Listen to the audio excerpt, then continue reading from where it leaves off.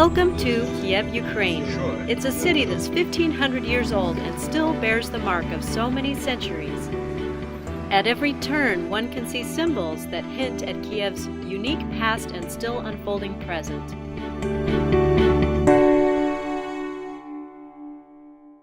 Recently, Ukraine has gained worldwide attention because of its revolution in 2014 and the continuing struggle against Russia in the eastern part of the nation. Kiev was where the action first began, with protests and demonstrations in the central square called Maidan.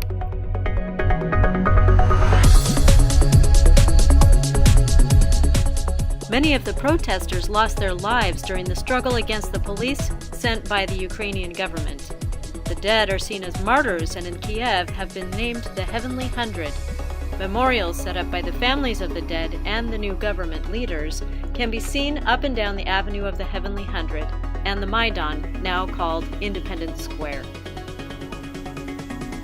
Despite the recent violence, Kiev is now a safe and welcoming place for visitors. There's a definite feeling of national pride in Kiev, and some local restaurants and businesses serve and sell only Ukrainian products. Borytesya poborite is a phrase often used here, which means struggle until change is achieved. This is the spirit of the Ukrainian people, which goes back many centuries, as they've suffered severe challenges and have always found ways to overcome. From its founding in the 5th century by Slavic tribes, who were later joined by Vikings, Kiev grew over the hills flanking the Dnieper River. Christianity was brought to the area by Prince Volodymyr in 988, and his son Yaroslav expanded the reach, strength, and beauty of Kiev with his extensive building projects.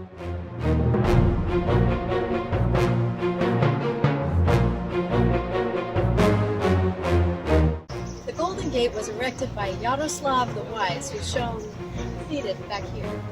He was greatly responsible for the expansion of Kiev in the Middle Ages, and especially the building of churches and many academic institutions.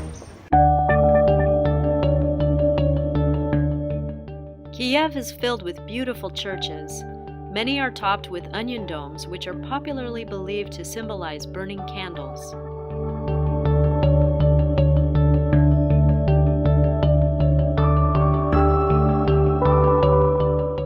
These Orthodox churches come out of the Eastern or Byzantine tradition. Churches such as St. Michael's and the Byzantine St. Sophia's epitomize the golden domes in all their splendor.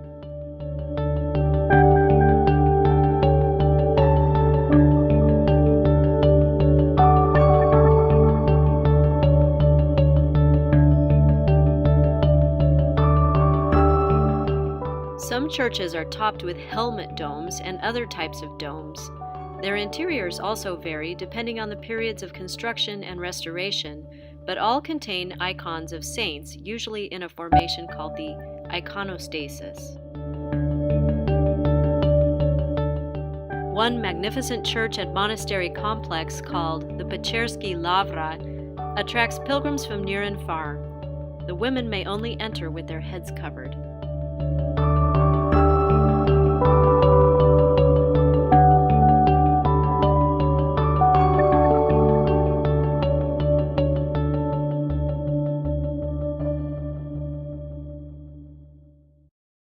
In the year 1240, the Mongolians invaded the Kievan Rus settlement in Kiev, greatly changing the course of Ukrainian history. During their rule, they subjected the Slavic people to census, taxes, and tributes. They never physically occupied Ukraine, but they were responsible for slave raids on the Slavic population in later centuries, which eventually gave rise to the development of the Cossacks.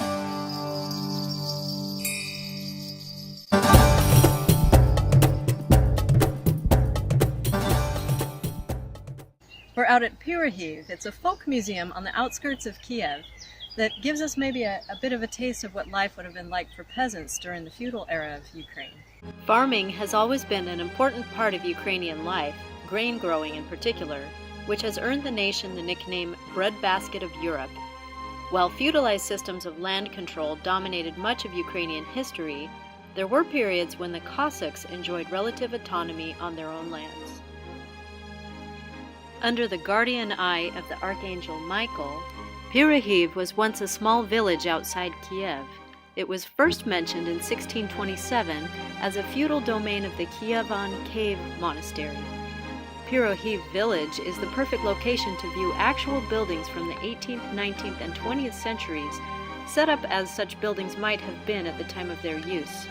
Churches, farmhouses and cottages, smoke houses and grain sheds can be seen, often filled with artifacts and decorative displays reminiscent of those centuries. It's like stepping back in time. In other parts of Kiev, similar wall paintings and other folk and peasant-inspired art can be found as the nation looks to its pastoral history to stay true to its identity. Beautiful paintings, sculptures, and crafts are among Ukraine's richest offerings.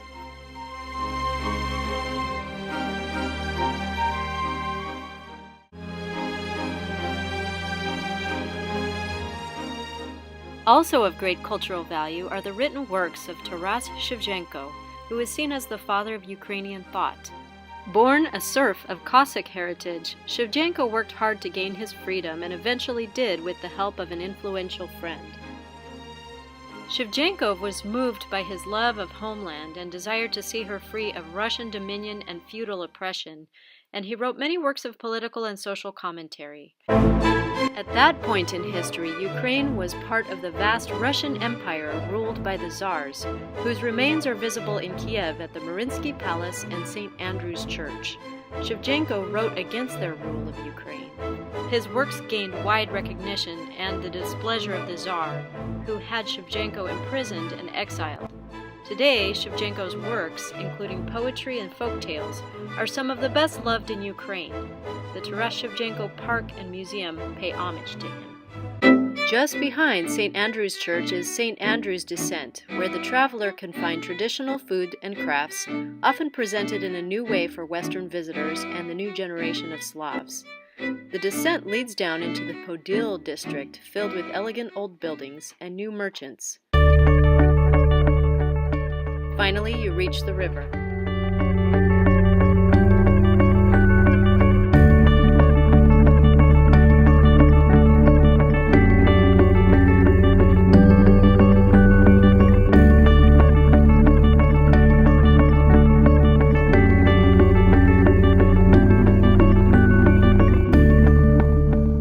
You can take the funicular from the river station up to the top of the bluff where St. Michael's Church is located. The funicular was built in the Soviet era and offers a beautiful and easy way to head back uphill.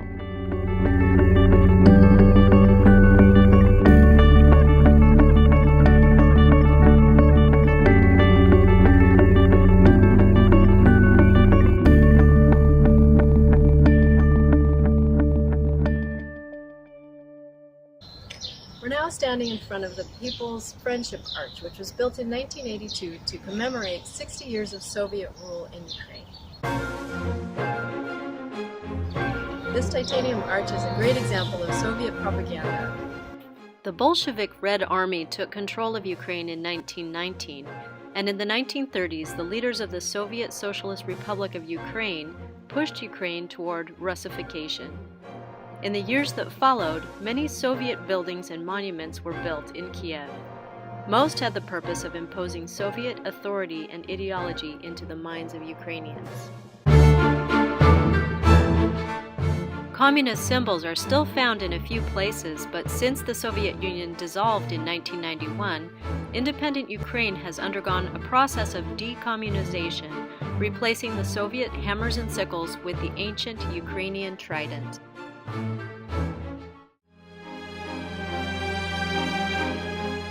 Especially moving in Kiev is the HOLODOMOR Famine Victims Memorial, which commemorates the death of nearly 10 million Ukrainians by famine in the early 1930s. The monument includes many haunting symbols, such as this statue called the Bitter Memory of Childhood.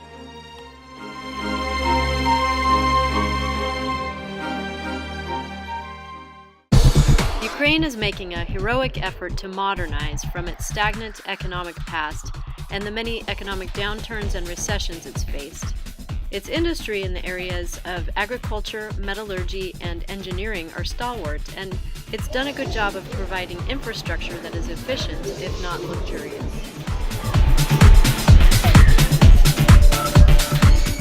The metro in Kiev is a great way to get around, but run fast and hold on to your bag.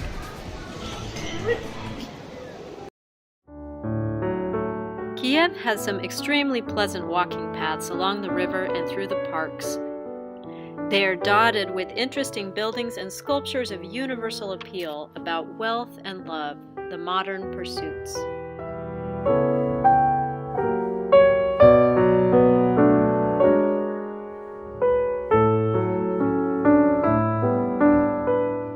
Coffee shops and juice stands are everywhere, and the shortages and rations of the Soviet days are long gone.